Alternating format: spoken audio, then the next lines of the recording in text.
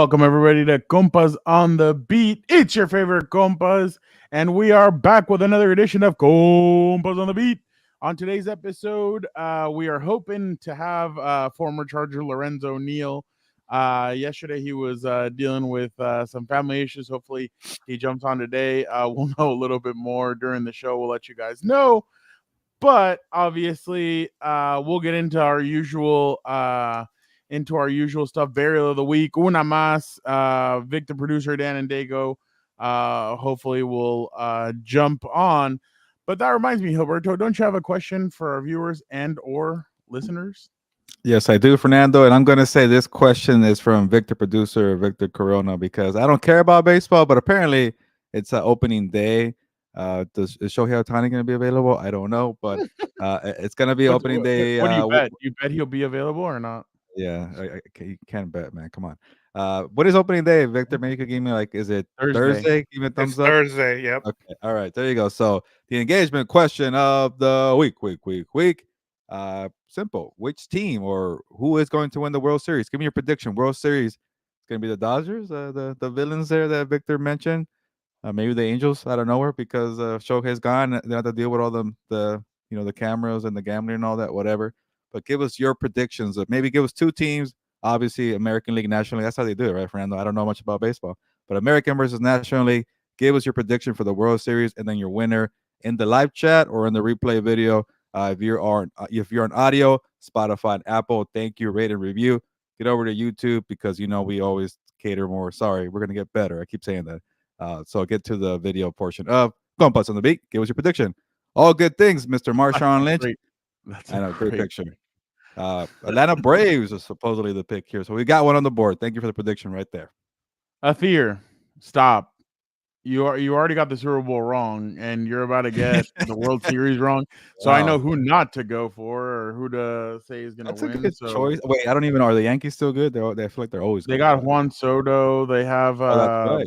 Stanton. They have the only thing is I think one of their pitchers, Garrett Cole, might be hurt. So yeah, I keep up with it somehow, some way. I'll be there on Thursday actually at Petco Park covering the opening day. But I'll be more on the Giants side, trying to see what Bob Melvin and like Blake Snell and those guys have to say. Former Padres, now Giants, so that'll be interesting. But yeah, I guess opening day is a big deal. I mean, it is. It's I know. Just, I know. I'm just giving I care about opening day. I watched that one game. I don't know when it is. It used to be in April, not in March apparently, but in late March. And then I care. Maybe I go to the ballpark once or twice in May and June, have a beer, and I'll care in October again. What's up with the traffic going up to Chavez Ravine? It's bad, isn't it? Or getting out? It is pretty bad. But if you like park on the street, like on the side streets, Academy, or I shouldn't give away the secrets, but I like that better. It sucks they have to walk up but you don't have to pay for parking and you get out pretty easier. So, yeah. What's worse, Kansas City or Chavez Ravine? In terms of like baseball parking situation or no parking situation. I've never been to a Royals game. No, my bad. I meant Chiefs, the Kansas City Chiefs. You know how there's times where you have to go down that hill and then not walk that over bad because at least with Dodgers, it's kind of like you see one hill, it's concrete, and you go all the way up, and then you kind of it's a walk. I'll say that. But with the Chiefs, like I remember, there was like a massive hill, and it's not. You know how you start you don't start at the bottom of the hill and you work your way up. Yeah. That one you start at the top of a hill, so you're kind of going down a slope. That's and true. It could be cold, it could be muddy, it could be snowing. So that's always been in terms for NFL beat reporters. When you talk to people, they always say Arrowhead Stadium is kind of the worst one to go. If you go for an Uber or a drop off, that's the worst. If you get lucky to get a parking spot and you get the park up top, it's okay. I remember when we went, I just told the Uber driver, "You just keep on going." He's like, "But what if they tell?" I was like, "No, you just keep on going, dude." And he kept on going. He was, huh?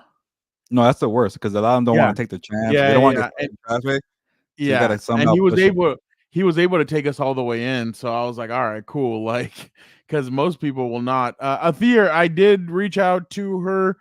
She said she'd get back to me later. So some people have busy days. So I'll try and get that answer for you about the show. But yeah, no, make sure you guys check that out. We talked to Haley Elwood a couple of days ago or last week, and a very good interview. So make sure you guys check it out for all the latest. She obviously got to sit down with Jesse Minter and Greg Roman and Ryan Ficken. So it would have been interesting if she got to talk to Ryan Ficken now with all the rule changes and everything that have happened in the NFL. What way he's looking at the way of attacking with Well, I tough guess they rule. talked to Jim Harbaugh before the rules were changed, but it'd be Yeah. interesting to hear their opinion. When we showed those videos yesterday when Dan and Dago was on and they were talking to Jim Harbaugh and everything, he's just such a different like cat or whatever. Like he's just so speaking of cats, Athir has Lions versus Bengals. Cincinnati wins it. We asked your World Series prediction, not Super Bowl LV.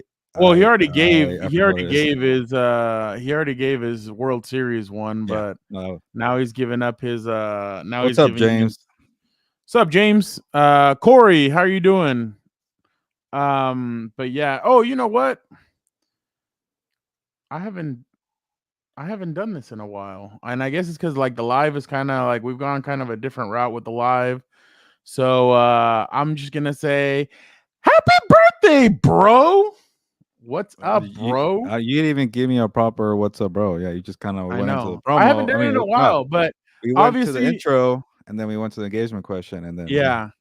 Obviously, we are here celebrating Gilbert's birthday. It is his birthday. Make sure you guys drop happy birthday to Gilbert in the chat. Somebody wants to buy him a beer. Why don't you? What is it yeah, now? why not? $10 on a drink. So yeah, if anybody wants to get him a beer, Park is gonna cost you like $30. So so don't do that. But yeah. so I have to ask. Obviously, it's your birthday and everything, but I have to ask you. Okay, so Caroline got somebody to wish you a happy birthday. Oh yeah, Who she was did. that? That is if you watch Kim's Convenience or if you watch the latest Avatar on Netflix, the live action Avatar, Mm, he's one of the main characters. But if Kim Convenience, he is like the dad. They call him Appa. So yeah, that was it was funny because yeah, she got me two cameos, and obviously like they're a little pricey, so you kind of got to pick and choose who you really want. yeah, no And shit. so Appa was a good one because I'm like we've been watching the show. We've watched it like 3 or 4 times, kind of through the series. They're quick episodes, like 20 minute, kind of like your throwback sitcom. That I think you would like it, Fernando, if you watch it. I think they're based in Canada, but it's a Korean family. Yeah, Oh, thank my you. bad. Appreciate that. All good things. It is my 18th birthday, so yeah, that was a good video. And then he started doing the voice too. He's probably thinking like, "God, crap, I gotta Bro, do the the voice voice had again." me dying. He's probably thinking, "Damn, I gotta do the voice again." But he did it, and that was awesome. And then the other one, it's funny because like she knows that I love watching Seinfeld and Friends, so she got me somebody who's been in an episode of both of those shows. So I can't remember the guy's name. And when she showed me the cameo, I thought we were like on a live Zoom. I'm like, what the hell was talking to me right now? Like, who's this person? And then I realized, oh crap, it's a cameo. And do you watch Friends, Fernando? I have seen it before. Daniel must like it. Have have you do you remember the episode where Monica gets hired at a new restaurant and they're all mean to her? So she hires Joey to like kind of pretend to stand up to her, and she fires him on the spot to set the tone like, "Hey, don't mess with me." Well, there's a No. guy on the one of the cooks there from there. He calls Joey Dragon, so that's the guy who did a cameo for me too. So Let's see. if you yeah, his name is Dragon. And check your hat. He talks like that. But he's been on Seinfeld. He's been on a bunch of sitcoms, so it was cool. I'm like, yeah, I know him from that episode. He's been on Everybody Loves Raymond, so I love that show too. So if I see his name, I gotta remember it. But Appa was the one that was pretty cool. Yeah, I saw that and I was like, dude, that's Thank actually you, pretty Ruben. Appreciate it, Ruben. cool. Let's see. I'm trying to see if oh, okay, I think I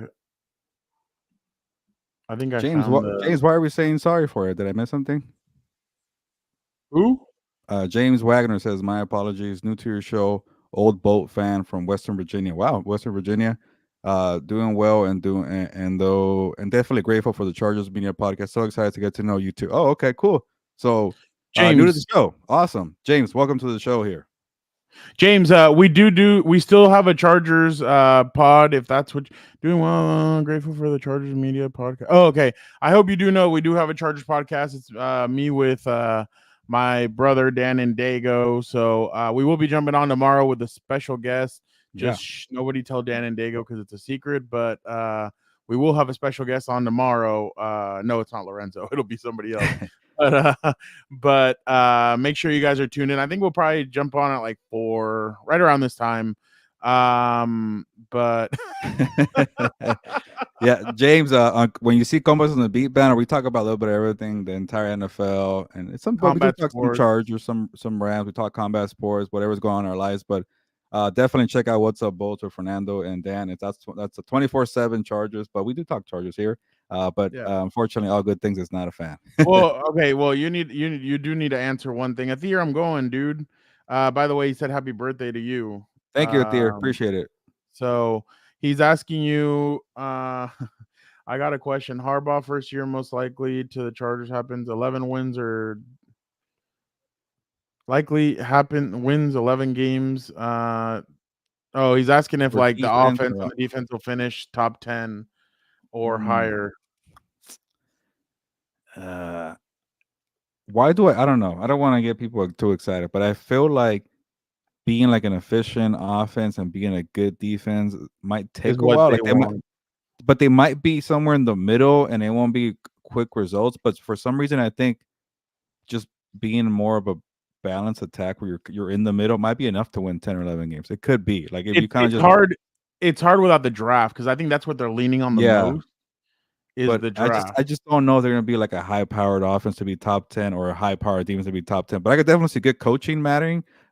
Coaching matters, and then being physical, setting the tone in the trenches to lead to surprising 10 11 wins. I could see that, but to be top 10 in both categories. But who wants to be top 10 when you're not winning games? So, but for me, I'm Well, kind and of that's kind of been the thing in the past that you're like, dude, like I was a you top 5 in offense every year. What the hell is that gonna do for them? Nothing. yeah. No, and we understand it here. It's definitely fourth easiest schedule, but I mean, Yeah, it's that's just another reason too. You could win those games against those bad teams, yeah. but you might not be the best offense or the best defense in the league. Yeah, so I mean, I'm sure they're gonna count on everything else. So, but Ruben, thank you so much. He put, "Hey, you guys rock with all the podcasts you do. Hard to catch a live with you guys, but keep pumping out the fire." Hey, Ruben, we Hey, thank you, appreciate that, Ruben. man. Thank you Yeah, so much. we like to do the lives, and we've been doing them lately more like at 4 p.m. Pacific, 7 Eastern.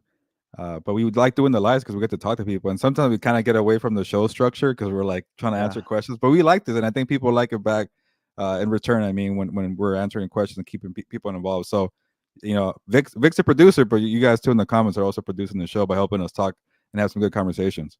Yeah, no, James, you're right. And that's the thing. The team's bought in. Joey Bosa said, "Hey, I'm in." Khalil Mack said, "I'm in." Other guys have said they're in. So I mean, now it's just about filling out the rest of the team. I mean, if you really look at it, they've made small contract. Like all their contracts have been small. The center that they just signed, Bozeman Gilbert, $900,000 because he's still That was making it. money from Oh from wow, Carolina. He's that's a still savvy, making money smart from move. Carolina. So yeah, so I mean, that's just the thing about them is that they're gonna move a little bit differently. I'm telling you guys are gonna see a lot of different stuff. This isn't the stuff that you've been used to because I mean Tom Telesco was here for 11 years. Everything's completely changed. Everything's different. So that's why I've told everybody, even with the Keenan Allen stuff, even with everything going on, I'm like, hey, patience. Like, wait till these guys Did start you filling out the rest of the team. not to cut you off, Fernando, but No, did you see no. Mike Tannenbaum's latest mock draft? He had the Chargers taking Joe Alt at number 5. So So did and Bucky Brooks, yeah, but people keep saying like, oh, because Jim Harbaugh they're gonna take a lineman. So see, I think Jim would. I don't think they want to teach somebody right tackle. I think they'd rather drop back to 11 and then draft the kid from Oregon State or draft the kid a natural right tackle, not have to teach somebody yeah, to make that move because it's tough. I mean, it really is. And I mean, I was there with Alt at Notre Dame. I mean, I was only there for a couple months, but good guy, huge kid, a lot of hype around him. Everybody was really excited about him. Especially because I think he was coming off his freshman year. So, yeah, big expectations. But the yeah, only thing James says I prefer Fuaga from Oregon State. The only thing about that I kind of fall be aware like if you pass on somebody because they never played right tackle in college, but they're a left tackle and you need a right tackle, that's kind of a dangerous game. Why don't you rather get the best yeah, tackle overall? Fuaga did play right tackle, so that's why people like him right now. But they could all be good prospects. So what was it? Tristan Wirfs, like he was a Wirfs. left tackle. in college, I think, and he had to play right tackle, and then he moved over to left, and he was good both sides. You never know. Look who's here. Jorge. He'll be here in a bit. They're doing today's the last day before vacation, spring break or whatever. Yeah, tell him to hurry So up. he's just meeting his new football team and he's getting used to some of the players. So but he'll try. I'm sure he'll make it before we're done here, even if it's We're trying to for you to talk hear about the glass Roadhouse. break. I know. Just for you to hear the glass break, Jorge, I'm sure he'll be back here. By the way, I'm disappointed in Vic, the producer, right now because Athir just shouted him out, and he didn't even post put that one up. Yeah, no, we appreciate what Vic does. So yeah, Athir and Vic have a bromance going on. Because I know The Athir producer is the best in the Athir. world, doing a great Oh job, yeah, my yeah. man. Compas on the beat, awesome, especially during the NFL season. Thank you. Yeah, because I know Thier's not the biggest Dan and Dago fan, so definitely he says he's too negative. Which team do you think says I Gilbert? would think the Rams The schedule would be. Well, Rams. Let me sorry, here. go ahead. No. I was gonna say, let me look at the Rams Yeah, opponents for again, this all year. good things. Thank you for the question. Which team do you guys think has a tougher schedule, Rams or Chargers? Uh, I want to say the Rams because they don't have the last place schedule as the Chargers, but then again, it's all about their interconference and things like that. But All right, I are you haven't got ready, a good. Gilbert? We also don't know the order of the schedule just yet either. Are you ready? Go ahead. At Cardinals, Vic, can you take Wait, you want me to start doing predictions already? It's Yeah, freaking we love doing this. Come on, get out of here. Yeah, but you Vic, can't like replay the video in September and say you said we're this and good. you said We're that. good. We're good. So I'm Dan and doing the Dago's Rams not here. schedule. He can't hear you. I'm doing the So Rams schedule. Or I'm doing the I Chargers. got Which you. one? Go ahead. yeah, thank you. What am Yeah, I the doing? Ram schedule. Okay, Ram fine. schedule. All right. At Cardinals. W. At Bears. W. At Lions. Rematch. Loss. Arizona Cardinals. W. San Francisco 49ers. At or home? No, home. I'll give them the win. Why not? Seattle Seahawks. Where? Here at SoFi. I guess it doesn't matter, but we don't even know yet. But I'll give them a loss because I think they got them twice last year. Packers come to SoFi. I'll say loss. Vikings come to SoFi. Win. The Bills come to SoFi. Surprising victory. The Dolphins come to SoFi. Surprising loss. I'm just trying to have fun with it. No. Hey, I'm all for it. And at New England Patriots. Win. At New York Jets. Win. At San Francisco. Loss. At Seattle. Loss. Damn, lost twice to the Seahawks, but whatever. Philadelphia comes to SoFi.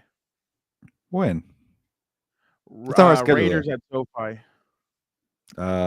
Win. At New Orleans Saints. Win. You know what's crazy? What's the final tally, Vic? 11-6. Oh, that sounds right. Oh, not bad. You know what's Had them at crazy about 7 that, and 10 last year. Yeah. You know what's crazy about that? Remember last year the Chargers had really good opponents coming in. They made them more exciting. This year it's the Rams. The Rams have a lot of really good opponents coming to get some season tickets and sell them. Bro, you're like you have the Raider just alone off the Raider tickets. Yeah, when you were saying that, I'm like, oh damn. Raiders, Eagles, Dolphins, Bills, Minnesota, Green Bay. You're gonna make a crap ton of money too, and then obviously the 49ers. Like that's a lot of really good teams coming. You can sell all your tickets a bit more, yeah. But I know Rams fans and Chargers fans don't want to hear people selling tickets. I mean, exactly. Real quick, let's go through some of these real quick. All good things. I hope that was good for you. Damn right, I'm here. I ain't missing an episode for as long as this airs. I'm gonna get Compa tatted on my chest. Hey, there you go. Hey, we appreciate that one, Jorge. Let's see. Ruben says Nick Wright said he hopes the Bolts draft Harrison or Neighbors because he doesn't want the Chargers loading up on picks and reloading the team within a few. He doesn't want. Oh, okay. Because Nick Wright is one of these people that he's a Chiefs fan. Chiefs fandom comes out. So obviously, he doesn't want the Chargers to kind of get it going and everything. So yeah, I mean, I guess, but I mean, Harrison and Neighbors would kind of be a game changer for them. You know what? By the way, and Victor asked me for a Berry of the Week. I remember one, but I'm gonna say it here because we're talking about the schedule. The freaking NFL Christmas on a Christmas game Oh, on a Wednesday. Hold on. I got that. I Wednesday? got that. I got that for you. I got that for you. I got that for you. Hold on. Give me a second. Vic, can we take the name tags and all that off, please? Watch this. So Wednesday? we have NFL game on the 25th, 26th, 28th, 29th, 30th, 31st, and the 1st. So there's football. I don't want to work on Christmas. The whole last week of there's football on the whole last week of Okay. I will feel better if there's no games on Christmas Eve. That's more important for us Mexicans. So there's nothing on 24th, right? Like I will stop bitching. According to them, complaining. no. According to them, no. They're gonna have a Tuesday game, a Tuesday night game. I'm gonna be so annoyed. I don't think so, because supposedly the person that's gonna play on the 25th, it's a Wednesday, so they're gonna make that team play the Saturday before to make it seem like a Thursday night game. They're scrambling, but the ratings must have been do a Tuesday night game. I'm already the ratings. I get it. But everybody kept saying, "Oh, don't worry, like they won't do it on a Wednesday. They won't mess with it Wednesday or Tuesday. You'll be fine. Just Thursday, Friday, Saturday, Sunday, every game, every day, pretty much." And now we're gonna do Wednesday, so that's it. It's gonna happen every year, Fernando. You know what's crazy? I bet you what happened is they saw the NBA, like the NBA. It says Vegas has the Rams currently as a non-playoff team. Oh, Vegas has them as a non-playoff team. Interesting. They probably have like maybe 8 or 9 wins right now. That December schedule is see. Look, Jorge's being positive about it. He said I get it, Jorge, but I don't want to be working on a Wednesday. I want to be unwrapping my tamales, man. Come on. Yeah, he said he'd take the 11-6 record. Okay, all right. So there you go. Before the draft too. I understand that, but I think they may save that for things. I think the Chargers are going to play on Thanksgiving night, and I think it's going to be the Harbaughs initially played. The first time they faced each other was on Thanksgiving back in 2010 or whatever.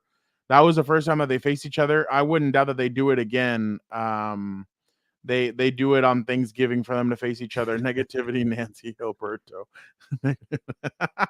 Yeah, I guess. I don't know. I don't feel good about a Wednesday football game.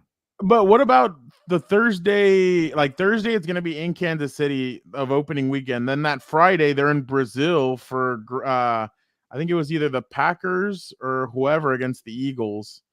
So that's another. I mean, so you get football Thursday, Friday, and then Sunday and Monday of opening weekend. I guess, but aren't we satisfied with that? Why do we have to add a Wednesday Christmas game? Oh my God.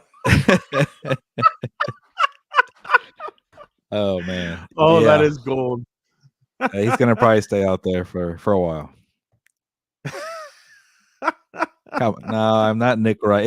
I am kind of growing my hair. If I start growing my hair a little longer, like oh, he looks terrible with that. Somebody sent me a picture with Nick Wright and saying, when did the guy from those bookies, like what the hell he said, Marco Antonio Solis, like when did Marco Antonio Solis start covering the NFL? I'm like, that's Nick Wright, bro. That's actually pretty funny.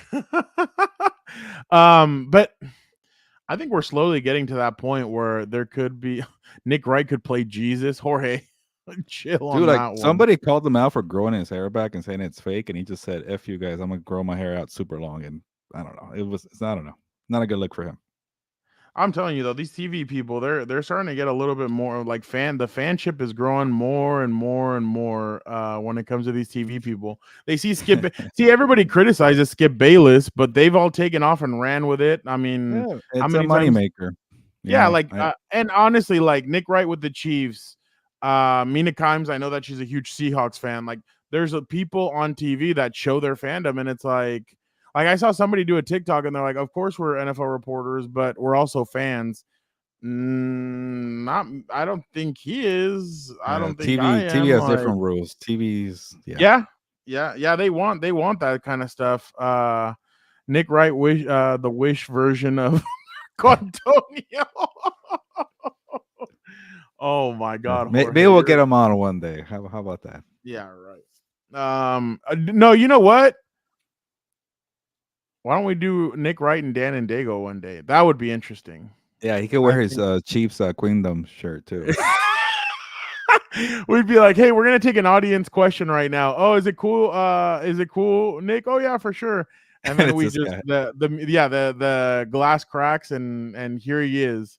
And yeah, no, she's not biased. I just mean like whose team who likes who and stuff like that, but it's TV people.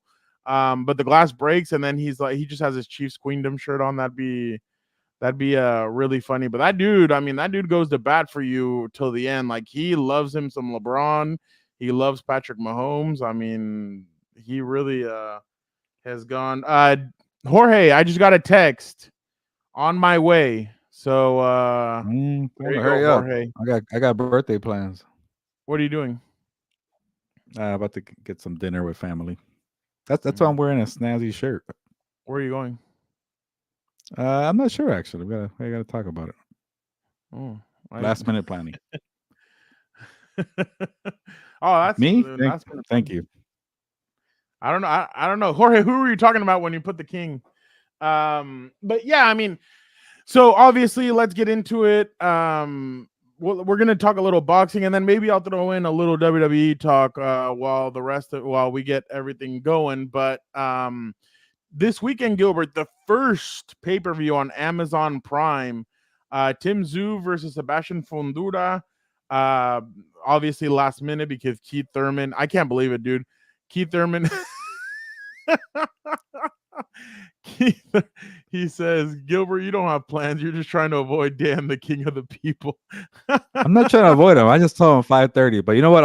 I'll cut him some slack. He got a new job, so he's probably on a different time schedule. So whatever. Oh, dude, I'm so happy for him. He really deserves. I mean, and I liked his old the old team where he was at, and the head coach is incredible, and some of the friendships that he made there. But it's awesome to see where he's headed. But and then we have Raleigh Romero and Pitbull Cruz as well. It's a co-main event. Gilbert, just what do you think we're on dance time? Yeah. Gilbert, what do you make of the fights this weekend, and why should people be excited for Tim Tszyu and Sebastian Fundura instead of him against Keith Thurman? Well, I don't want to lie to people and say you gotta pay for this fight. I don't want to do all that. But Raleigh Romero was saying it. I saw him on a video saying, "Don't stream that shit." He said don't stream it or don't illegally stream it. Don't illegally.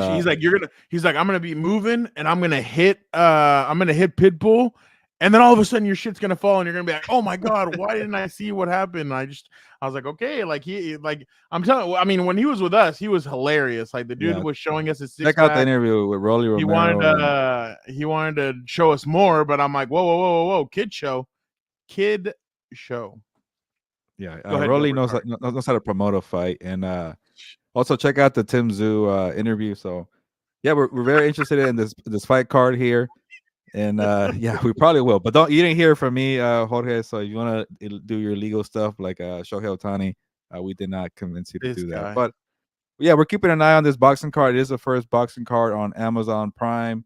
And we got Tim Tszyu and Rolly Romero to talk to us at the Super Bowl. So, hey, you know what? They're friends of the show. Let's see what they got in the ring. And then we've been talking, and I want to say something else for now, to Steven Espinosa here on Compas on the Beat. He talked to him twice. And Steven Espinosa gave us his quick review of Roadhouse with Conor McGregor and Jake Gyllenhaal. Check it out on Amazon Prime. We're doing a bunch of promos for Prime, right? So you asked him about it. He said he didn't want to see him again naked. So you already saw him once naked, Steven Espinosa. But yeah, if you got the funds for it, or you have a nice way to watch it, or you have a friend who wants to buy it, it's a good entertaining card. And there's the headline is not as sexy when it was Keith Thurman, but then again, Keith Thurman is a little bit, he's older, he's on the way out. So Sebastian Fundura, when you watch him, he's like 6'4", an awkward fighter, but he's younger and maybe gives Tim a better fight. Tim's a rising prospect in the I shouldn't call him a prospect. Sorry, in boxing. I was going to say almost NFL. But Tim Tszyu from Australia, he told us on the show saying, I've sold out all these stadiums in Australia. I went on pay-per-view 13 times. So he's trying to make it in the U.S. now. He didn't get his big-time fight with Keith Thurman, but he will get to fight Fundura. I want to see what's he is he like hype? Is he going to be the real deal from overseas, or going to be a guy that, yeah, you're not going to make it in the U.S. And then Rolly Romero got knocked out by Tank Davis, so Rolly needs to have a fight to keep being a big name. He knows how to sell a fight, so if he beats Pitbull Cruz, which is I don't know if I'm kind of pickle here because we like Rolly, but also Pitbull Cruz, a Mexican, and he's kind of a rock star for the Mexican boxing fans. So that one definitely I do want to watch.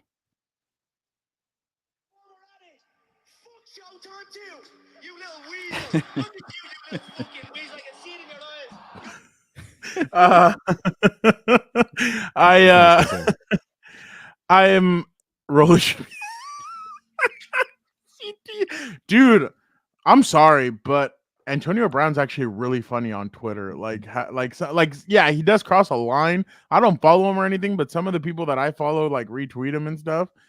And I'm he always like appears on my timeline. I'm like, this guy is hilarious. Like some of the stuff that he tweets out, like I'm like, this guy it really is interesting. Jorge, what did you think of Conor McGregor though? I know you said it kind of sucked, but what did you think about Conor McGregor's performance? Whenever Dan gets here on his own time, we're gonna review the movie. And yeah, I have some but so I mean, I remember when the only time that Andy Ruiz has fought since that Anthony Joshua rematch where he lost. Pitbull Cruz was on the well, he was the fight before Andy Ruiz, and I thought Pitbull let the dogs out. Woof, woof, woof. He was really exciting. Time. Yeah, exactly. He was really exciting, and then obviously you look over and the LA crowd loved him. They loved Pitbull Cruz. They were all behind him. So obviously, you kind of have to take notice. He's powerful. So I am worried about his weight though, Fernando, because when Mexicans get a little bit of money, yeah, I've been hearing about that. You get some money. He fought Tank Davis. He's kind of becoming a popular fighter, and those posters to sell the fight. When Rolly called him a pug, I'm like, oh crap, I can see why. So hopefully, Pitbull has been training. But then again, he's a tough fighter. If he has the stamina and his endurance, and he's not a technician. He doesn't have a lot of combinations. He doesn't have a lot of footwork, but he's a grinder. He don't stop. He comes at you, and if you're not ready, he might give you a couple headbutts, and he'll take you to deep water. So, but if he's not well conditioned, it could be a problem for him. I mean, but see, that's another, and that's what we talked about when it came to Andy Ruiz. That Andy was a guy that he gained a lot of weight too after he had won the belts off of Anthony Joshua. I mean, it was a lot of partying, a lot of celebrating, a lot of that stuff. But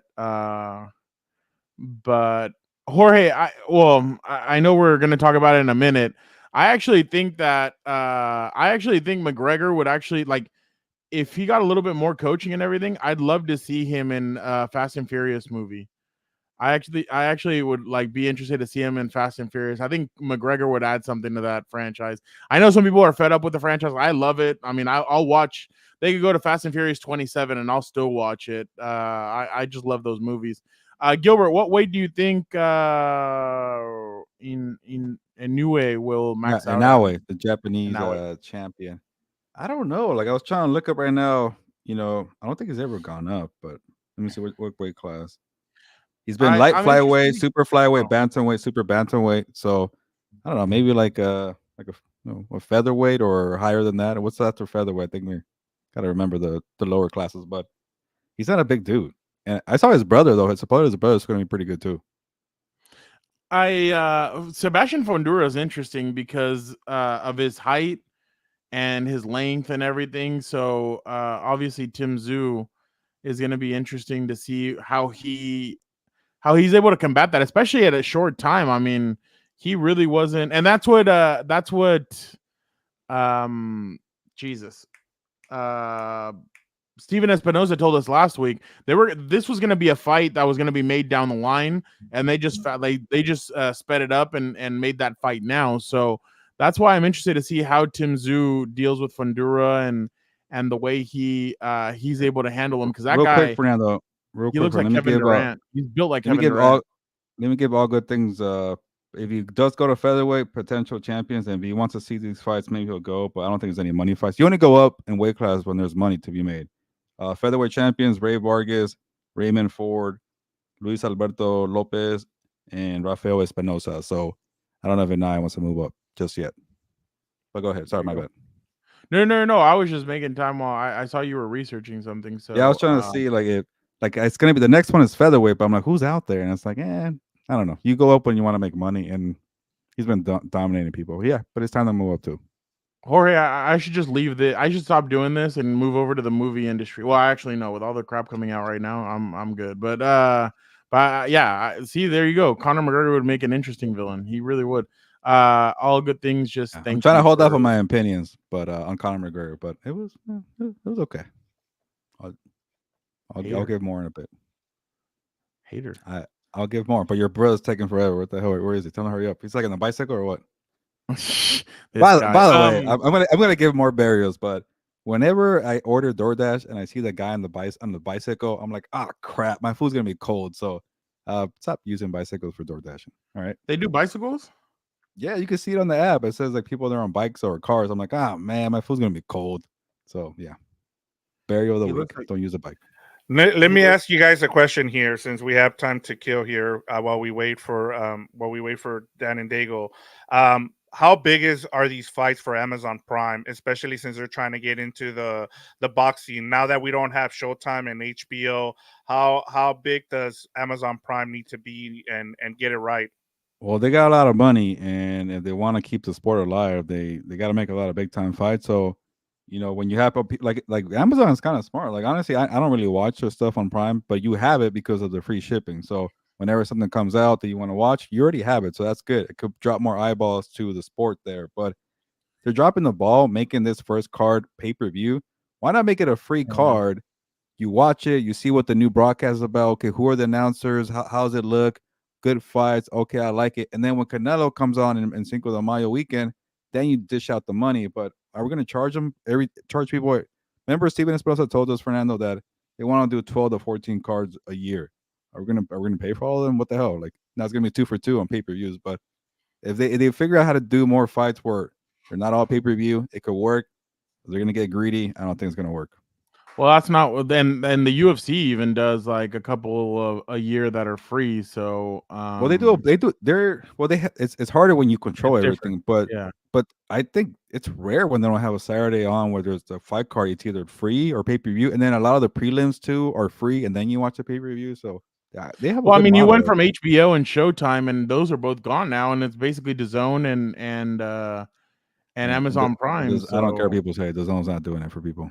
No, I understand that, but I'm saying like what I'm trying to say basically is that the river is starting to dry up a little bit. Like you need to start making moves. And I had a hope for DAZN because I thought at one point it's gonna be like, okay, you pay $25 or whatever a month or something, or I don't know, 10, 15 at first, and then like whatever you pay a month, you watch every single fight. Now it's like, okay, this fight's gonna cost you another 80. That fight's gonna cost you 70. Then what the hell are you paying $20 a month for? Some crappy fight? I don't know. Well, I mean, and not just that, but I think what you're saying is completely right because, like you said, you get to test the waters. You get to see who the announcers are. I know some people aren't happy with I mean, some of the DAZN announcers and kind of the landscape of it. And here it would have given you a good chance. Hey, it's free. Come and check it out. We'll show you guys that Amazon Prime means business. We're going to do X, Y, and Z. And I thought that would have been a perfect opportunity, like you said. And unfortunately, that's just not what they decided to do. But I mean, they're taking a big risk, I think, Gilbert. I don't know. Correct me if I'm wrong, but because if this flops, like, why is anybody going to go watch the Canelo fight and all that? Like, you know what I mean? Like, I mean, I know in TJ it's free. Like, you can go to I could go down to my uncle's house and just watch it down there for free. Like, I don't have to watch it. Yeah. Because it passes on cable down in Mexico. So, yeah, I don't know what they're gonna do, but I thought I agreed with you when you mentioned it back when we were at Radio Row. I thought, yeah, he's right. They should have done this for free. Everybody checked it out. Hell, they even had another chance when they were like, hey, it's Fondura coming in. You know what? We're gonna go to make it free and we'll do this, and they didn't do it, unfortunately. Drop the ball there. Yeah, they should. I was gonna just tell you guys, like, they should do what they're doing with the Tyson and Jake Paul fight, where they're putting it Yeah, on Netflix, and you have a subscription there. To Gilbert's point, like, hey, if you have a subscription, kind of like when you had HBO and you had Showtime, like if it was a fight that you needed to pay for, like a Canelo, a Julio Cesar Chavez, an Oscar De La Hoya, you pay for it, or a Mayweather fight. For this, you shouldn't be able to fight. Like, you shouldn't be able to pay for it. Like to your point. yeah.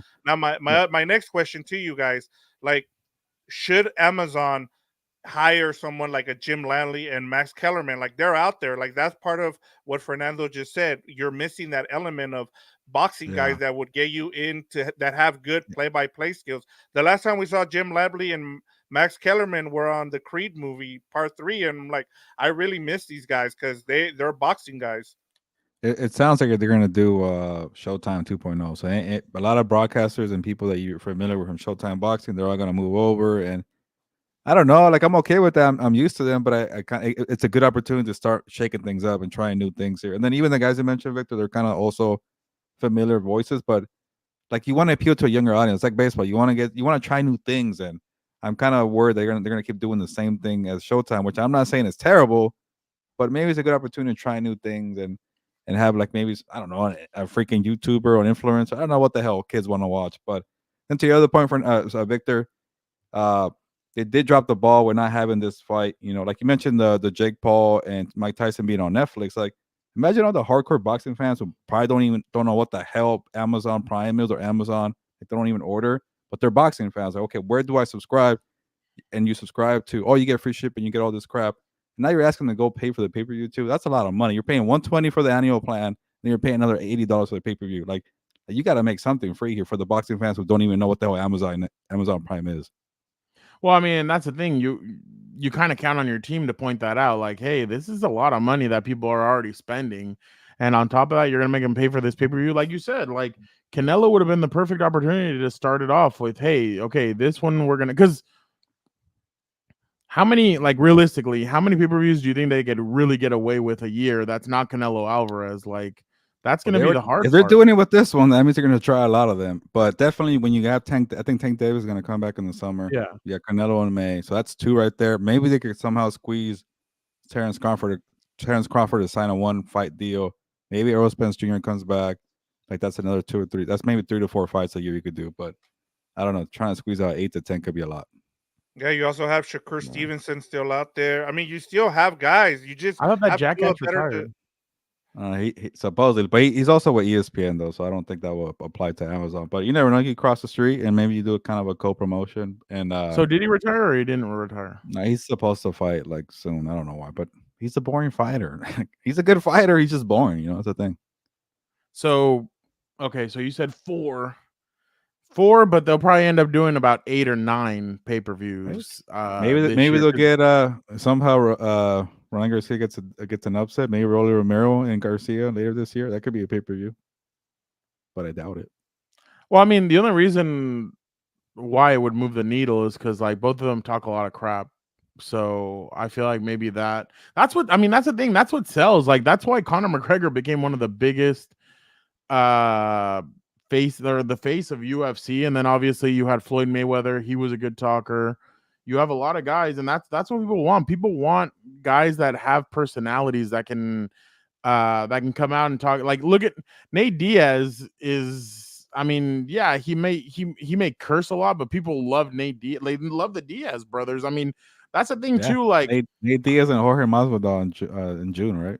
Oh yeah. But that's what I'm saying though. Like for all the stuff that everybody says about WWE and this and that, that's exactly what everybody is. People, they're personas. Like Richard Sherman. Remember when when after the game he started yelling and he goes, when you try me with a sorry receiver like Crabtree, you have to build a personality. You have to build a persona, and then people gravitate towards it.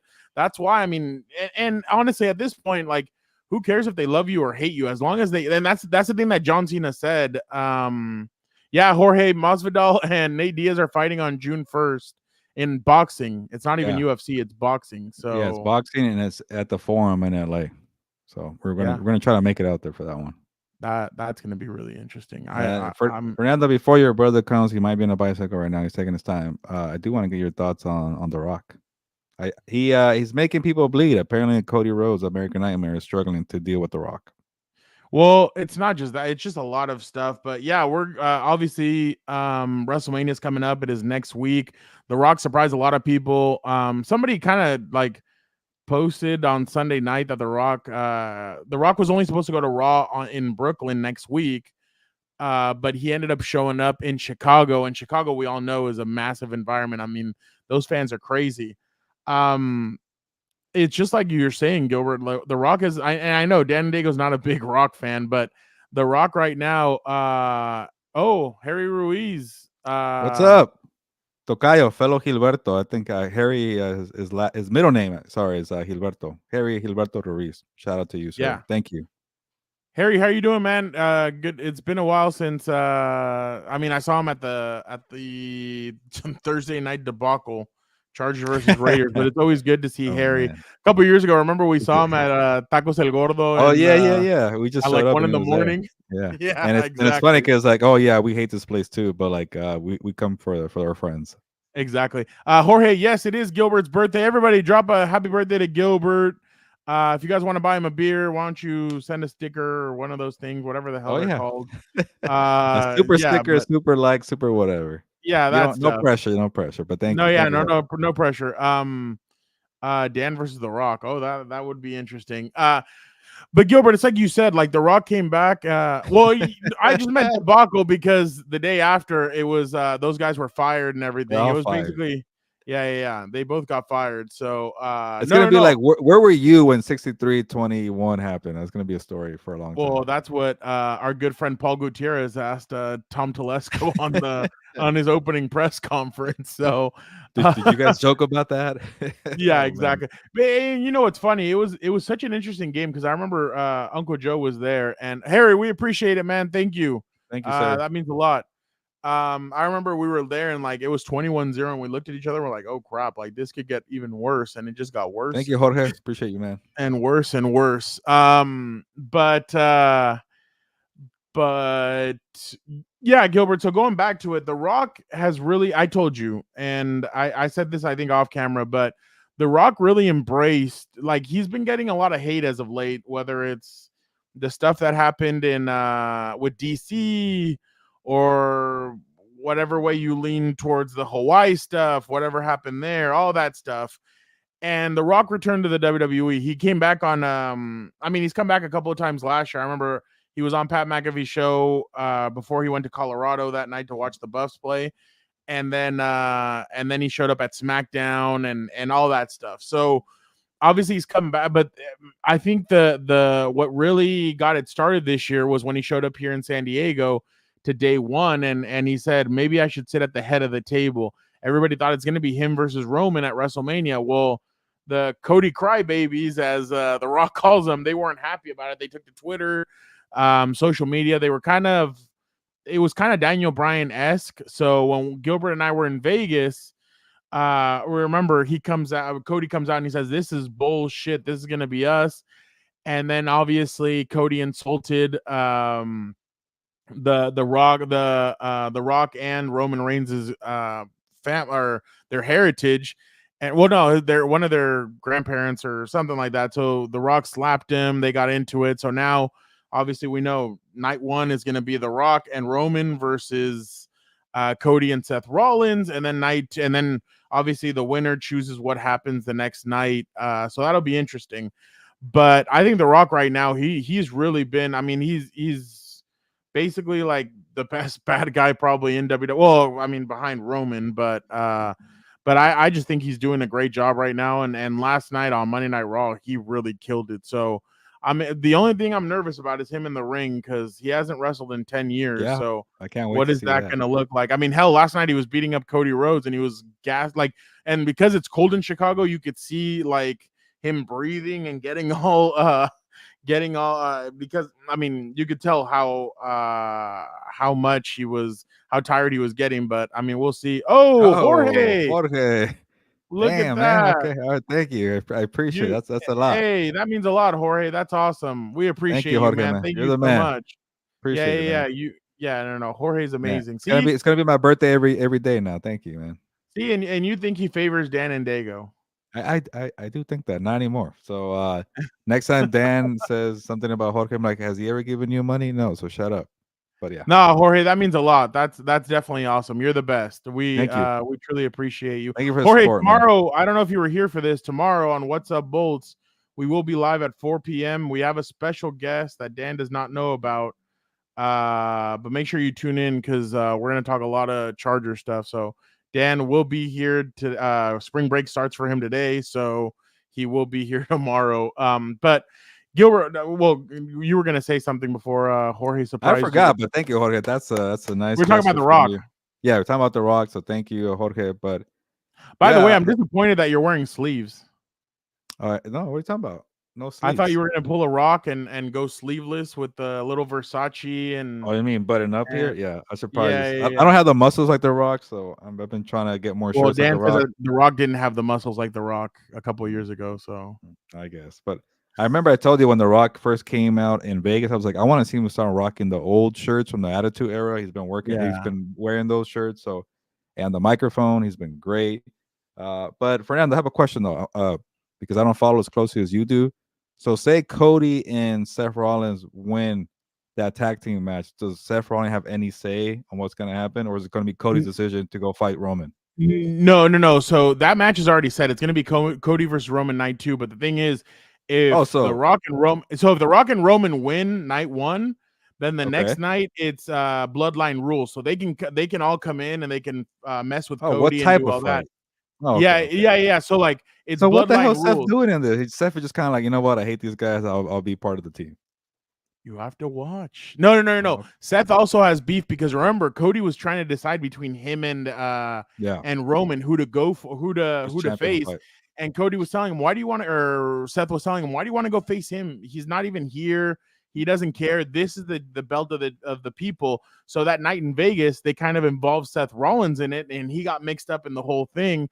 So now he's there. But that's been the beef of Drew McIntyre, who's facing Seth Rollins night 2.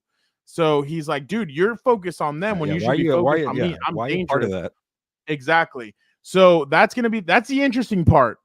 Because I kind of believe that The Rock or one of the Bloodline members is going to cost Seth his championship on night 2. Seth is going to come and try and help Cody, but he's going to end up screwing him because he's like, if I lost my championship, you're not winning yours. I keep on saying this, and I know people, there was a clown at USC Pro Day that tried to tell me what was going to happen. I'm like, don't listen to that. I told you, Gilbert, plug your ears. Don't listen to that guy. That guy doesn't know what the hell he's talking about. I keep on saying that The Rock is going to break, or Roman's going to break a couple records. Bruno Sammartino's in 2028. What are we in? 2024. I'm just saying, 4 years away. I mean, no, but I don't know about that one. I just think they're going to make him break Hulk Hogan's. And then after that, Bob Backlund is after that. So maybe they'll have him be, well, that's the thing. If he goes up again, if he passes Bob Backlund, he's now a 2. And what does he like to be, Gilbert? 1. So that's going to be the interesting part about this whole thing. I could see them giving it to Roman for the next 4 years and just him keep on with it. But let me give you one more question for now, because this whole tag team stuff and the day 1 and day 2, like now you kind of explained to me, it's kind of, it has me thinking, like, did the WWE really pivot to like it was going to be Rock versus Roman, and they saw like, oh crap, Cody has so much support. No. Let's find a way to get everybody involved, and that's kind of what it feels like a little bit. Or is just a way to get I don't think it was The Rock less action in the ring. Yeah, I don't think it was a pivot. I think they know. I think when CM Punk got hurt, that really screwed a lot of the plans that they probably had. Yeah, because I thought it was going to be Seth Rollins versus CM Punk for the championship at WrestleMania. Yeah. I think that screwed a lot of stuff up, and what they ended up doing is going, you know what? Why don't we? The thing is that I feel like they want to get The Rock involved, but they know he's not ready for a one-on-one match yet. So The Rock, after this year, has a year to prepare for his match with Roman next year, which, Gilbert, unfortunately, looks like it's going to be in Minnesota. It doesn't look like it's going to be in Las Vegas. Seems like Vegas is going to be WrestleMania 42. So, yeah, that's kind of the interesting part about the whole thing. But that's what I'm and see, this is the thing. what happens next is going to be really interesting because I want to see what happens on night 1 and then night 2. Obviously, there's a lot of scenarios. There's talks about John Cena, Stone Cold Steve Austin, and The Undertaker taking part in WrestleMania in some way, somehow. I think Undertaker would be something where he comes in and just chokeslams the crap out of somebody and that's it. In the other scenario, I could see John Cena and Stone Cold getting involved in the Cody Rhodes match and them teasing a Rock and Stone Cold just staring at each other and looking at each other. So I mean, there's a lot they can really do with this, because if Cena and Stone Cold would agree, because I'm still saying it, I still want it. This has been something that they've teased for the last 10 years.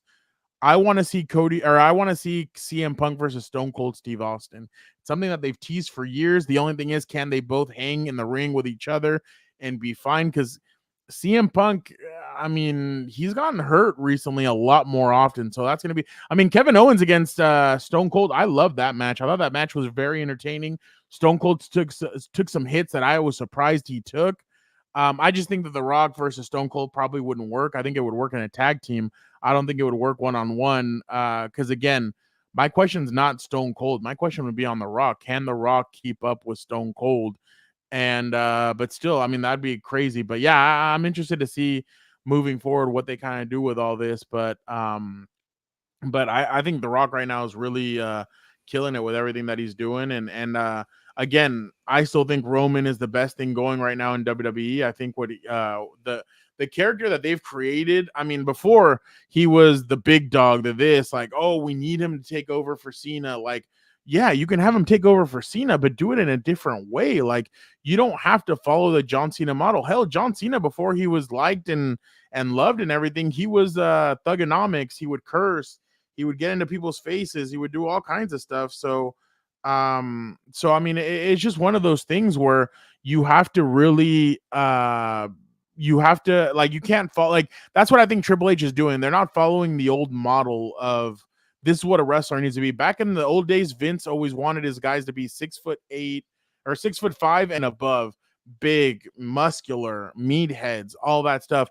And what Triple H has kind of shown in this new era is that no, you can have a Ricochet, a Rey Mysterio, a guy like that, to really kind of get things going. So it's a little bit different, but I'm interested to see what the future holds for WWE. But I mean, I don't know if you know this, but if you watch one day watch a full episode of Monday Night Raw, they're using now different camera angles, a camera angle above the ring, a camera angle, so that when The Rock showed up last night, it was from the angle of where the WrestleMania poster is, and you could just see The Rock come in, and his entrance right now is incredible. I saw the entrance. That was pretty cool. Exactly. So they're using different camera angles. Kevin Dunn was just missionary. And it's like, no, like, well, I mean, obviously missionary, I meant like, yeah. Yeah, so obviously here, it's like, like, yeah, they're using, like, same now camera, guys, yeah, exactly. Now they're using guys to walk in, like guys that are walking in for their entrance. They're following them and having them go through the gorillas, the back where the guys go through and they come out for their entrances. They're having them do all that. How about midget wrestling? Midget wrestling. Like, go to Mexico for that, and you'll find it. Play chicken. I think Barstool Sports does that stuff too. So yeah, that's I showed one last week, didn't I, Jorge? Yeah, no, you did. Yeah, I did. So I mean, the guy was. Can I ask you a question, Fernando? Yeah. Just kind of heading over to the women's side of things. Are they going to be headlining any matches? And I saw Cargill finally is gonna finally showed up on SmackDown, or is supposed to show up on SmackDown. I saw that. How do you see the women's division playing out? I mean, I don't think they're gonna headline just because The Rock and Roman and Cody and Seth. They're gonna say, bruh. Jorge, you are one of one, bro. You're my guy. Go ahead and read the comment if you want, Fernando. Okay, all right. They're already doing lingerie wrestling with Rhea Ripley. I don't think midgets would be too far. They got the cochina putting her cheeks on people. Did you Yeah, see that? I That she did saw the that. Rikishi? And That a was lot of people, a lot hilarious. of people enjoyed it, to say the least. I think that Rhea and Becky do deserve to headline WrestleMania. The only thing is that the Roman and The Rock is obviously gonna kind of take that over. How that is in the locker room, I don't know, because I know in the past they've kind of had issues with that. Like last year, I was of the opinion that Jey Uso or the Usos versus Kevin Owens and Sami Zayn should not have main evented. I thought it would have been a really good main event fight. I thought Charlotte and Rhea should have main evented just because I thought, what Rhea's doing right now is she's really putting herself in prime position. I mean, we all know Roman's the leader of the bloodline, but on that side, Rhea is the leader of the Judgment Day, and I think she's done an incredible job. She's hilarious. Last night, you see Dominic Mysterio take a punch from Becky Lynch? I did not. I know He you guys were got texting clocked good. Like Pat McAfee even had it slowed down, and you could just see the punch make like impact, and it was just great. But I'm hoping that they do more of that because I think I'm telling you, next year I'd love to see like Jade Cargill, Bianca Belair, like something like that. Like I think that would be epic. The one thing that I wanted this year that I know we're not going to get, but I would have wanted Trinity, who's Jimmy Uso's wife. Trinity versus Jade Cargill versus Sasha Banks versus Bianca Belair, a fatal four-way. I thought that would have been incredible with all the talent that they have there. But obviously, Fernando doesn't always get what he wants. But Sasha Banks yeah, is now at AEW. Yeah, exactly. But Jorge, finally, did the bike make it home? Are you ready, Jorge? Well, I have to give you your music. He's over here trying to music. But obviously, we have Vic, the producer, on here. Vic, how are you doing? You've been the voice. He's muted. You're muted, not Vic. the voice anymore. He's a muted voice. Yeah, I'm sorry. How you guys doing? You're Thank you. I'm over here trying to produce and be on the show at the same time. No, you're good. Yeah, no, but good to have Vic on. Yeah. And an hour late. Further ado, let's go. By the way, what do you see? What do you say? What do you know? Let me tell you what I know. I know that stooge in the top left corner, hour late. First off, guy, different job, different days I'm working, different demand. You know how to tell time? Different demand. You could just text me, hey, my guy, thank you for telling me congrats on the job, but I also have a different schedule, so tomorrow I'm gonna be a little late. Is that okay with you, boss? And that's it, Oh, what a scumbag! Don't you know I'm like Kanye West, except the naughty stuff. I fired my manager. I can't be managed. I thought Frown knew. I thought Frown knew. Not even your brother can get.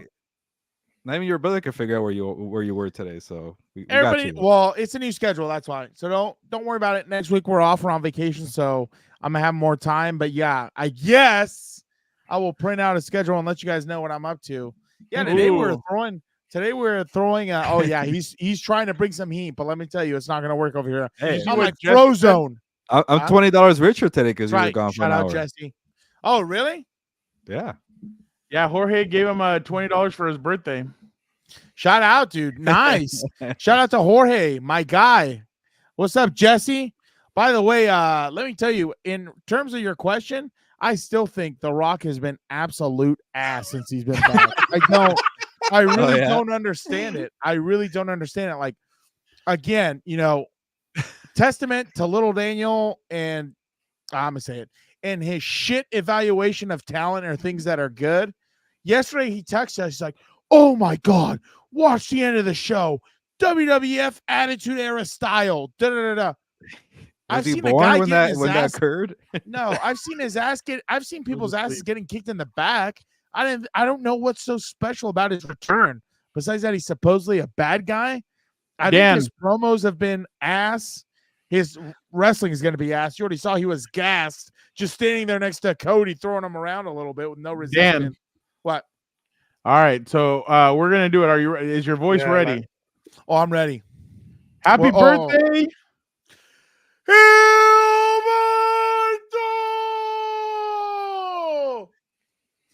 If I ever have like a rim walk music entrance, like that's gonna be part of it. We're gonna make like a remix to it. That's gonna be in there. That's gonna be the beat drop.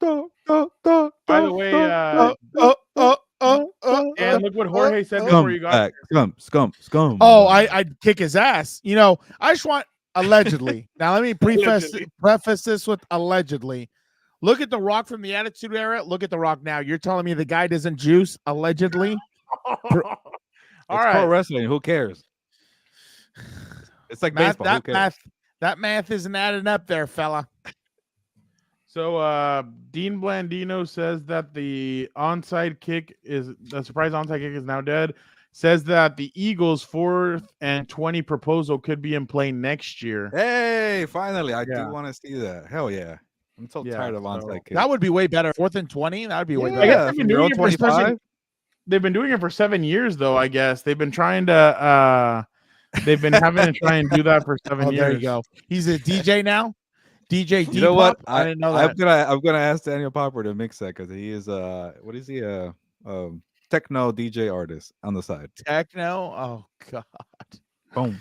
Not a fan. One day I'm gonna have him on the show, and we got the same plane one time to go whatever Chargers game we were supposed to cover, and he sat next to me on the plane, and he was just on it, man, doing beats after beats. So he takes it seriously, you know. Oh, you could see him do he was doing it on his computer. He was on the computer mixing beats and doing things, and I'm like, "What's going on?" Jeez, over there, Louise, dude. He's like, yeah, I'm making magic over here. I'm making art. I'm like, all right, bro. Yeah. Gilberto probably was asleep. Yeah, he's asleep. I'm gonna ask him one day about it. Yeah. What were you cooking up? Oh crap. Yeah. Oh my God. Gilbert's gonna get Pop on here and ask him about it. That'll be interesting. There you go. All right, let's are we gonna do this first? Let's do burial of the week first. I'm sure. Want to do that? Okay, we'll leave that for the end. I have all day, friends, so let's make it quick. Yeah, we got to get Gilbert out of here. Yeah, no. Gilbert has nothing to do. What does Gilbert have to do? Nothing important. Nah, apparently. It is time for burial of the week. Gilbert, it is your birthday. I'm gonna let you go first. Yeah, well, I already buried a Christmas football game on a Wednesday. I already buried DoorDashers on a bike. This time, I finally did it, Fernando. We're gonna go to Philadelphia to cover WrestleMania for a couple of days, and I'm gonna fly Spirit. And it's not because my pockets are hurting. Well, they are hurting a little bit. Everybody is, but going to Spirit because the freaking American Airlines, United Airlines, pray for me or saying you should take that thing on with you. Yeah, take this I know. with you. Yeah, but supposedly the planes are fine, and people might come at me and they're gonna charge me for getting water or whatever. But apparently these Boeing planes that American and United have are not to be trusted. So I'm like, what the hell? I'm gonna put my life on the line and go to all these freaking planes. Like they freaked me out so much that I'm going to Spirit. So I don't know if you guys have heard about it, but apparently the planes that they use on American Airlines and United, they're not so good. Shit. So yeah. That's where I'm can't trust boats either now, apparently, dude. Are you sinking more often?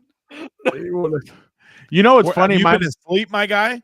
My mom wanted in Baltimore, there was a bridge got knocked down by a boat. By a boat. Oh, is that cargo ship. Baltimore. Okay. I saw Lamar Jackson make a statement, but I don't know what it was for. Yeah, he made a statement. Mayor Jackson? Wow. I'm guessing to say my prayers are out to the people. So Gilbert doesn't like that. So obviously, and the candles apparently. We starting to sizzle and burn, dude. My mom wanted to take a trip. She wanted to take a trip and go on a cruise. And Daniel's like, I'm not going. And she's like, why not? He's like, have you not seen the Titanic? Like, Dan refuses to jump on anything. Poseidon Adventure, I would lose my mind. Especially anything out in open ocean. I'm good, dude. I am good. Yeah, no, you're not gonna get me out in the. Have you guys seen the hey, shout out Jorge? Have you guys seen the videos of the ocean at night and all that? And those big ass waves, the way it looks like it's about to swallow the ship up and everything. I'm good. I'm not doing that. I am A-OK, dude. You wouldn't take a submarine down to the bottom of the ocean? Worse. Oh, yeah, I forgot about that story last year. Yeah, that guy's an idiot. R.I.P. On the way back though, mine is a Boeing 737. From Really? Philly Oh, you to checked? Oh no. yeah. Damn, bro. Well, give him the candle too, Victor. 'Cause Yeah. shit. it's Yeah. like, what was I think I trust that more than I do Spirit Airlines. Really? Oh I hell don't know. yeah! I was on I'm gonna write Spirit everything down so I can talk about it on the podcast next time. How poorly. Dan, went for would me you on get on Spirit. in a raft in the middle of the ocean for one night for $1 billion? Dude, am I gonna survive? Like, if I survive, I mean, hell yeah, I'll be out there for a night. No, I'll do some it's- Life of Pi. it's You know what's 50-50, yeah, Dan. 50-50 chance you'll make it. Will you do it? 50-50 chance on kiss Yeah. my ass. Dude, You the could be raft is getting Wilson. swallowed. Yeah, $1 million. You know what's Have you funny? seen the waves, dude? The I bet raft will you- get swallowed in the Atlantic. Are you I kidding bet you me? Jorge would want that live streamed. Like he'd be like, Dan would have to live Yeah, stream the whole. Dan and Dago on like Frick. That would from be a Miami, from Cuba Compas. to Miami. You know, so can you make it home? No. Oh well, yeah. If I need to get back to the good old US of A, I'll get there. Yeah, don't you worry. I got a heat-seeking missile to get me home. But Hey, all right, 50-50 is pretty good. Vic, go ahead. I don't. No, I They're was just sharks. gonna say instead of it being Wilson, it would be the son of Odin. He'd have a picture of Justin A Herbert in picture a of ball. Justin Herbert, somebody, and 100%. I call him all the time to see how he's Like, doing. I just want to just check Jim in on his Harbaugh day. sayings. Pretty positive. You say Jim Harbaugh sayings the whole time for 24 hours. That's right, dude. Castaway director's cut. That would be filled with a lot of profanity.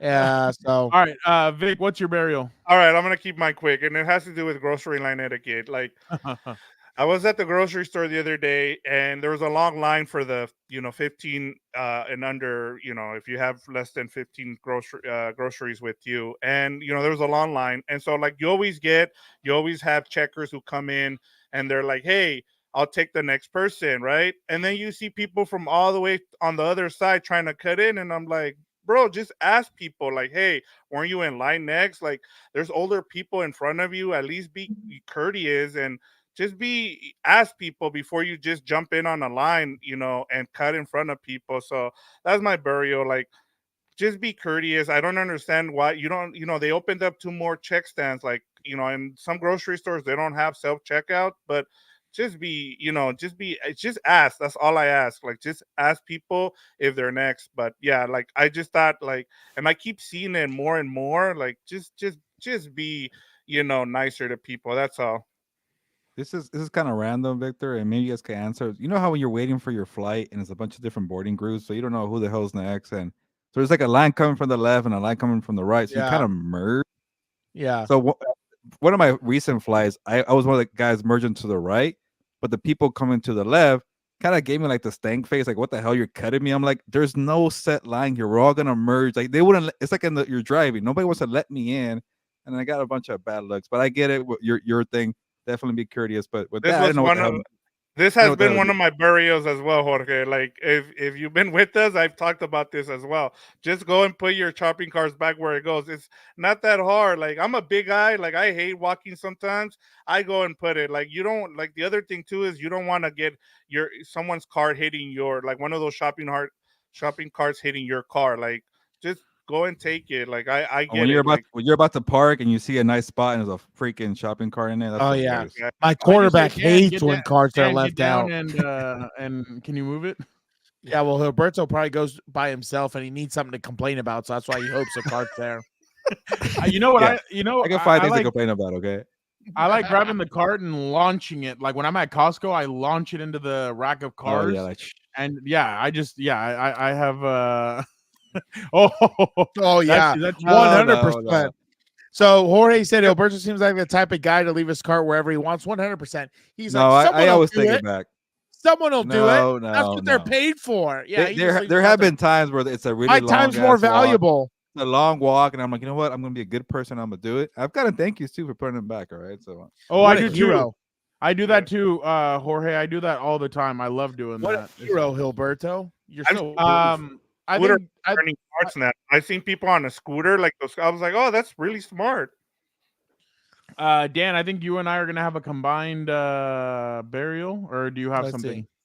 Well, I'll probably combine with you. Oh yeah, let me jump in on that, but I'll jump in with something else. Thank you for reminding me about this garbage. But I'll just say something first, and then I'll let you go and I'll jump in after ahead. you. I want to bury people who complain about what time I get on and not taking into account that I was working and I was busy.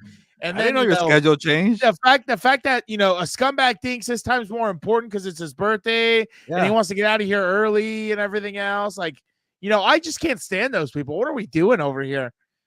You're not naming any names, are you? No, never. I would never point. You're talking about me. Anybody? Let's be real here. No. I don't know. You go from one school to the next, and your schedule. No. Aren't you guys on the same time? I don't know. No. He wasn't even talking about you. Get a watch. I wasn't talking about you. I was talking about other people in my life. It takes 1 second to send a message to say, "Hey, buddy, I'm gonna be late. Hopefully, you don't hate me." Then I'm gonna say, "I don't hate you." I thought we were recording later, honestly, but it is what it is. It's not even about you, but I mean, if the coat fits, I guess wear it. It is what it is. I don't know. I would never speak ill of you. Never. Dan, all right, Frown. Lead me into this. Let's go. Dan, who plays quarterback at Colorado? Shador Sanders, dude. Shador. All right. So Ronda Rousey came out and she said that she does not intend to ever return to WWE and calls the company a shit show. Oh my God. Okay. Well, maybe it was a show when she left because a certain Vincent K. McMahon was in charge of it, and we saw. You said his name. Oh! Sorry.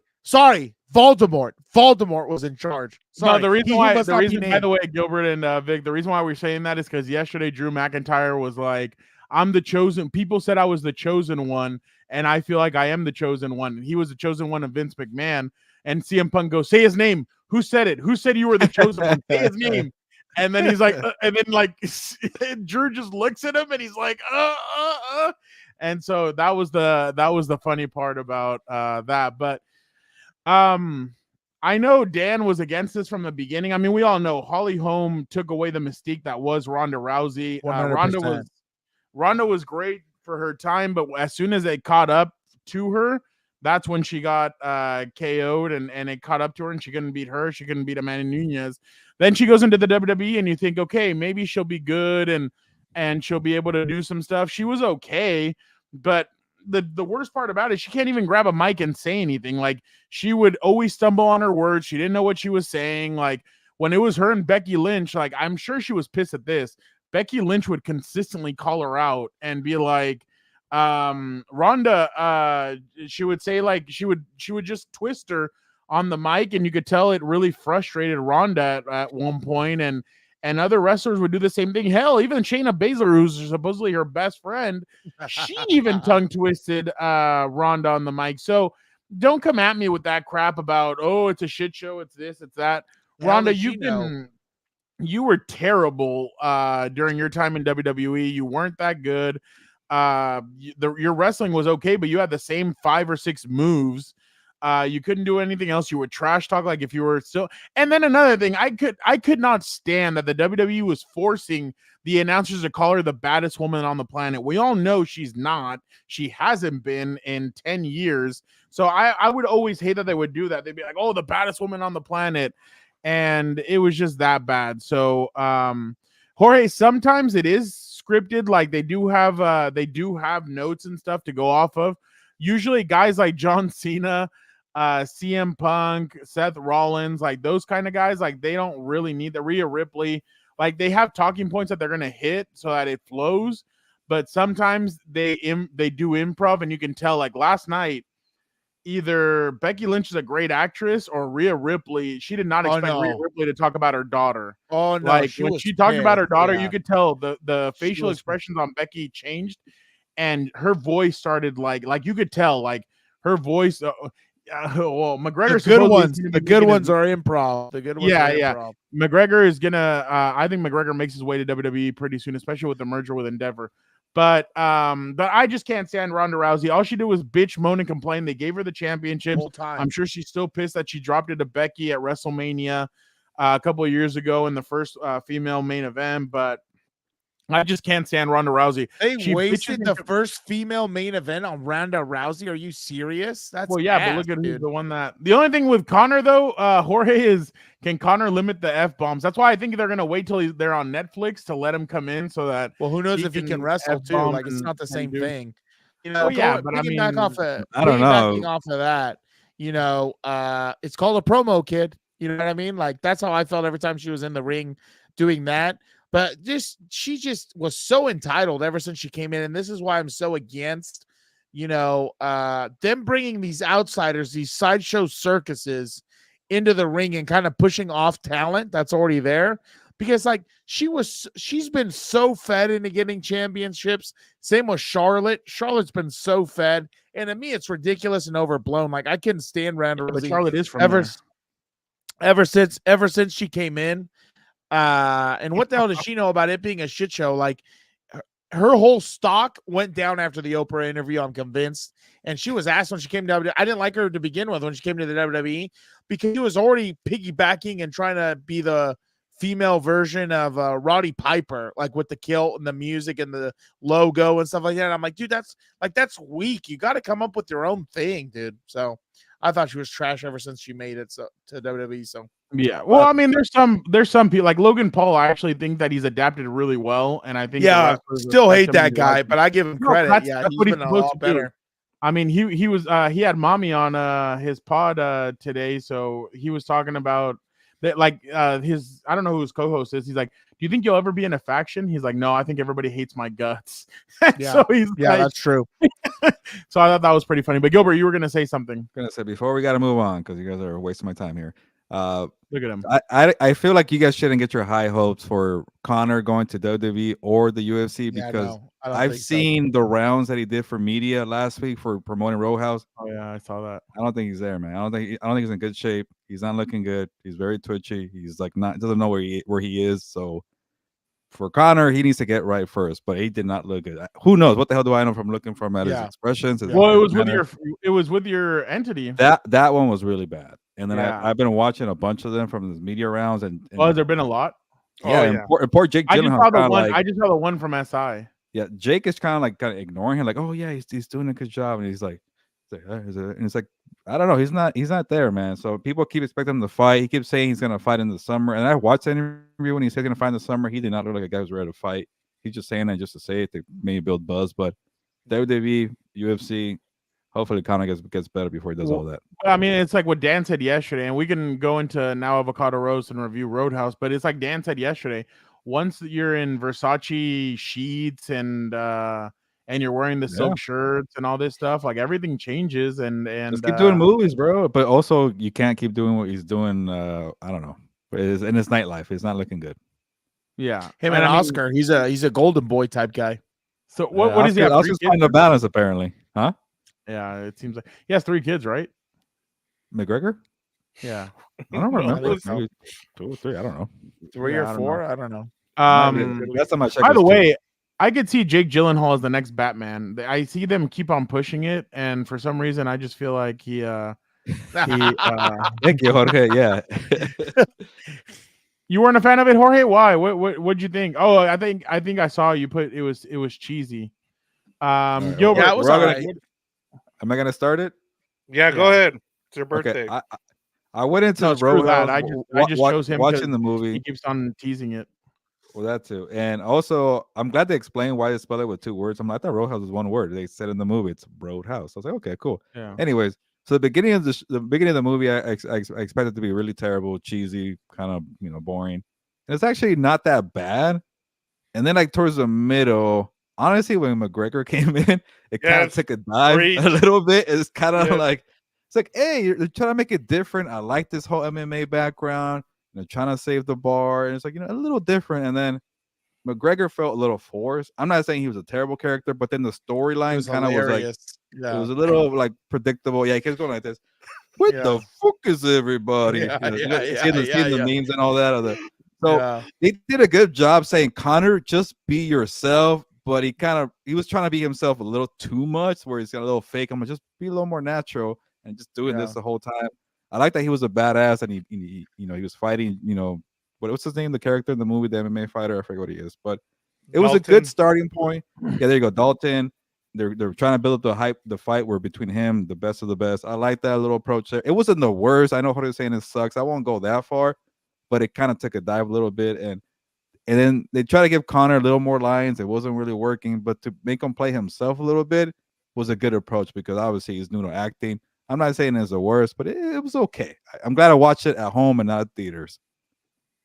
Well, I mean, he still needs acting lessons, I guess. Well, that was the most important thing, though. It's entertaining. Half of what comes out of Hollywood's trash anyway now. So, what I did see, screw Roadhouse. Did everybody see the Nickelodeon doc? That was insane, dude. I gotta watch it. By the way, Jorge was trying to call me like he's like, oh yeah, don't be like Dan Schneider. I'm like, what?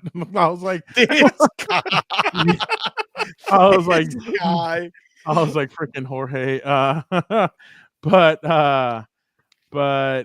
is that basically your sentiment, Vic? What Gilbert just said? I was gonna say, like, I'll take a little bit of different approach. The first 90 minutes, as he said, I liked where the writing was. I liked the plot. Like, the thing that I wish they would have done a little bit better here was kind of go into his UFC background. Like that storyline seemed like really good. Like why he left the UFC, why he was beating up people.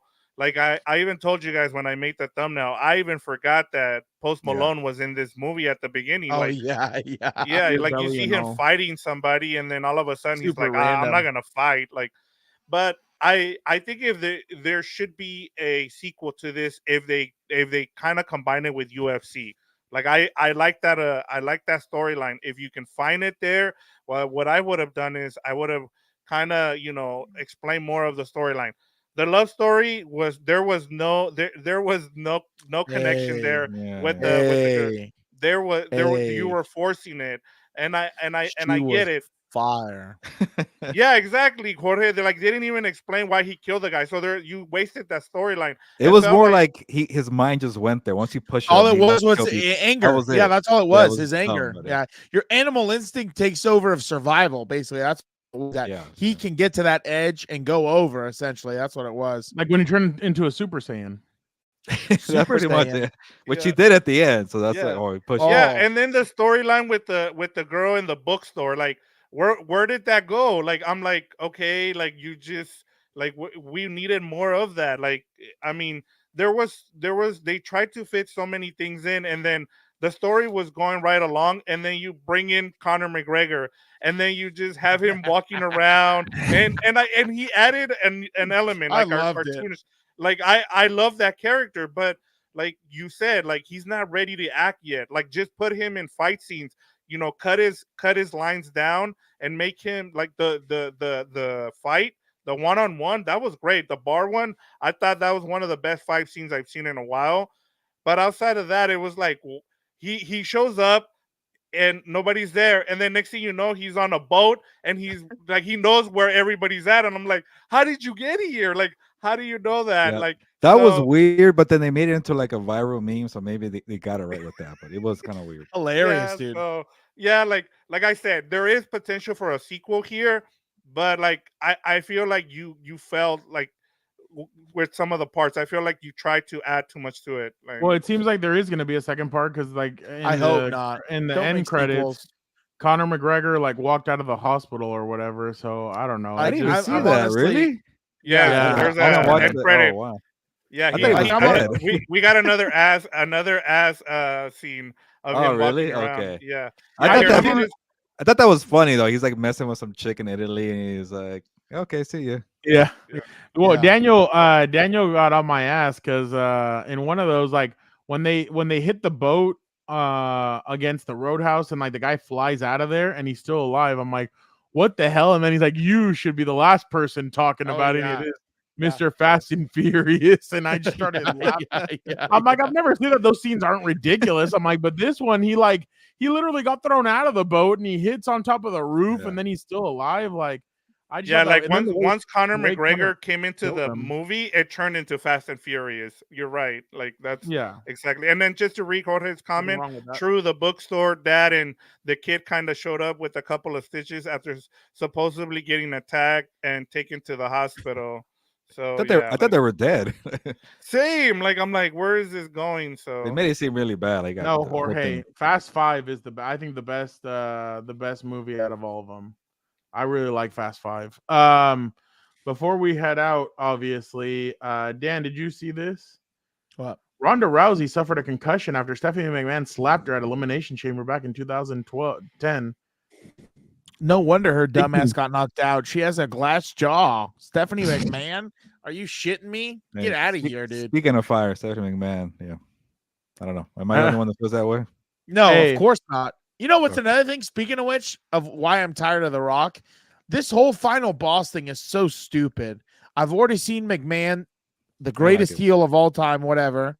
It is what it is. Be the authority. I've already seen Stephanie and Triple H be the authority. You know, The Rock to me is just. By the way, did you guys see all the Jabril Peppers tweets today? He's pissed off about the hip drop. He's saying that you might as well put flags on them, that this is soft and all this stuff. It's stupid. So busting with the boys, they said this is going to be the way the NFL tackles next year. Oh, my God.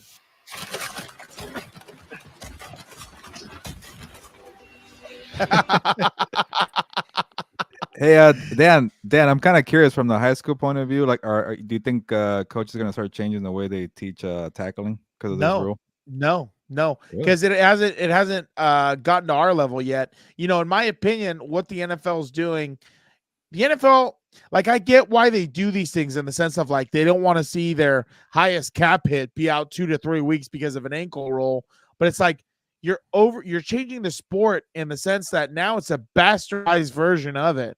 Like, I don't understand that, you know. And if people notice on social media, what was trending or going up making the rounds was bring back Ray Lewis tackling. And it was like Ray Lewis highlights and everything else. Like the player safety thing to me, I'm going to say it right now, and this might be a hot take, overrated. I think they've gone out of their way too much to do this.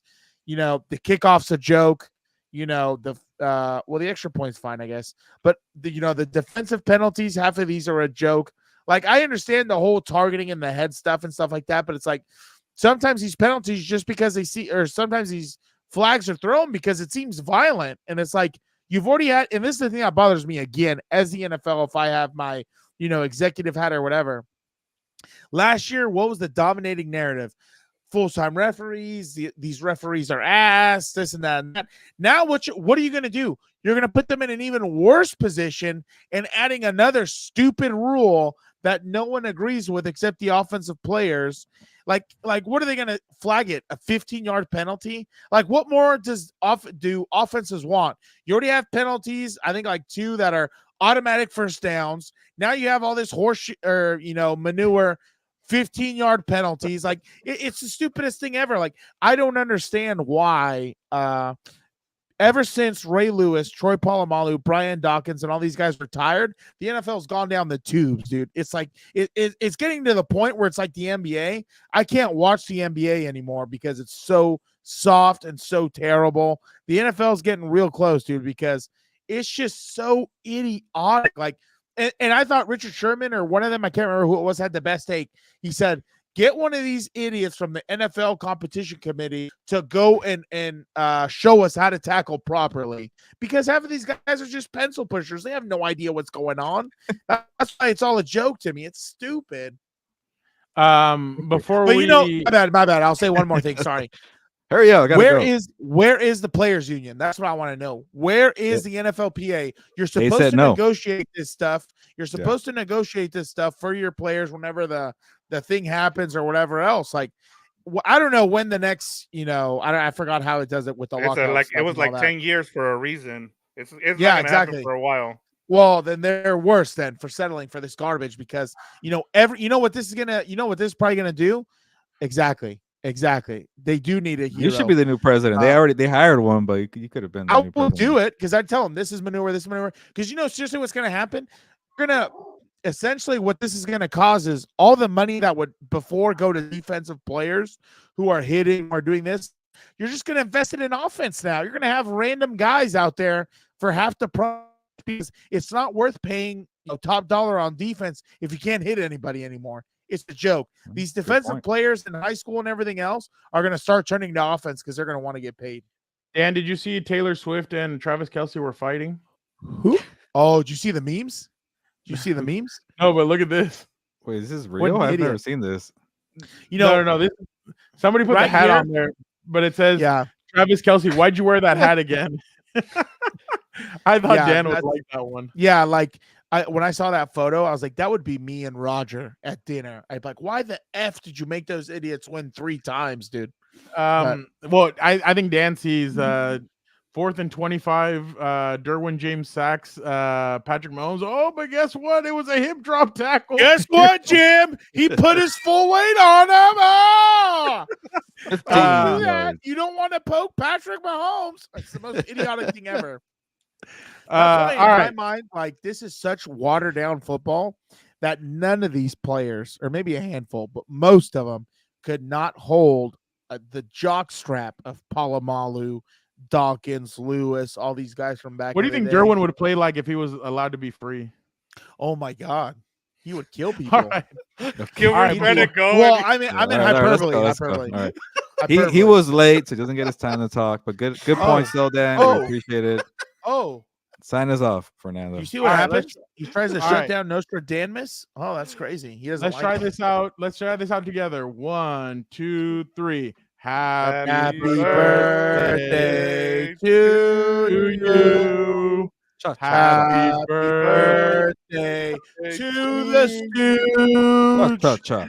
Happy birthday, dear Gilbert. Oh.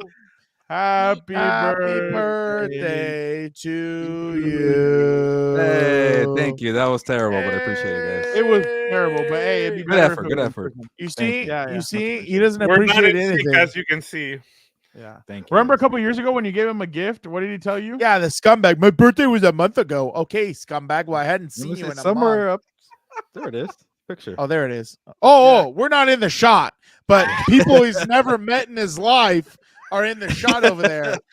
Okay, Yeah, that's you're- how that works. Actually, All right. Dan, I've met a couple people back there. before we head out one last time, happy birthday. Gilberto!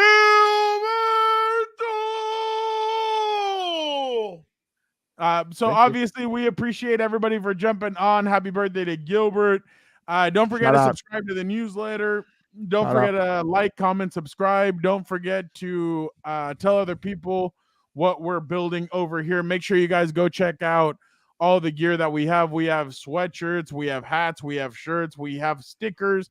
We have What? it all. Short, fat, skinny, and tall. We do them all. Shout out. Thank you guys so much for again jumping on with us. And Jorge, Oh, we it's appreciate happened. you. We appreciate everybody who jumped in today and made this stream amazing. Dan and Dago and I will be back tomorrow. Dan and Dago and I will be back tomorrow for What's Up Bolts. I don't know. Gilbert, are you guys doing Ram stuff or no? I don't know. We It gotta talk depends about on it. if he's hungover or not. We'll Yeah. see what. We'll what see. I mean, if he Gilbert- had a great night of celebrating, he Yes. probably won't be. But but all right. But for the time being, thank you guys so much. We appreciate you guys. But Gilbert, sabes que vámonos. Yeah, thank you, fellas, here for the happy birthday wishes, and everybody in the chat for the happy birthday wishes. Anybody who texts me or send me a message, whatever, IG, Instagram, TikTok, whatever it is. Jorge, you know what? You gave us money today, and you're shitting on. Sorry, I shouldn't say the word. Fast and the Furious from me, Dan, and Victor. Thank you. Fernando does not appreciate that. We don't really care for that franchise. And pray to Dan meet him cares. there. Yeah, Dan cares, and hopefully I survive my It's like I spirit. care about baseball. Baseball. Hopefully, I survive my spirit flight, and You Fernando like going survives and his watching the Boeing. movie just so you can have something to bitch at. Okay. Anyways, Roadhouse was better than the Fast and the Furious. I could agree with that. But and I'm with Victor. I wouldn't mind a part 2. It wasn't the best, but on that note, let's get the hell out of here. Appreciate the time. Dan, get a clock. Congrats on the job. But ya nos vamos, pues. Vámonos.